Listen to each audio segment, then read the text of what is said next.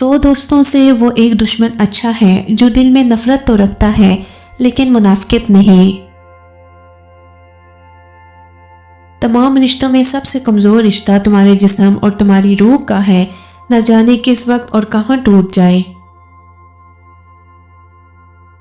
ہم کسی کے ساتھ بھلائی کرو، تمہیں اس کا بدلہ برائی کی صورت میں ملے گا، تو سمجھ لو کہ تمہاری نیکی قبول ہو گئی۔ دولت مٹی کی طرح ہے اور مٹی کو پیر کے نیچے رکھنا چاہیے، اگر سر پر چڑھاؤ گے تو قبر بن جائے گی، قبر زندہ لوگوں کے لیے نہیں ہوتی۔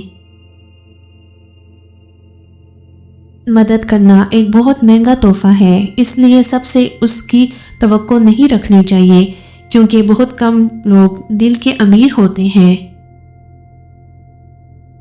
نا امید شخص ہر اچھے موقع بھی گنوا دیتا ہے اور پر امید شخص ہر پریشانی میں بھی موقع تلاش کر لیتا ہے۔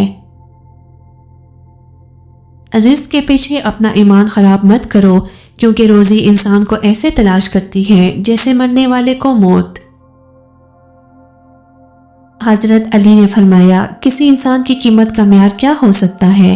جتنا اس شخص میں احساس ذمہ داری ہوگا وہ اتنا ہی قیمتی ہوگا۔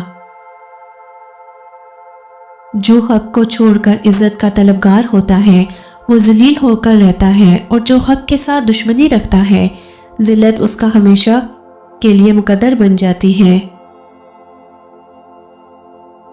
علم یہ نہیں کہ بات کتنی گہری ہے اور الفاظ کتنے مشکل ہیں، علم یہ ہے کہ بات کتنی ضروری ہے اور الفاظ کتنے سادہ ہیں۔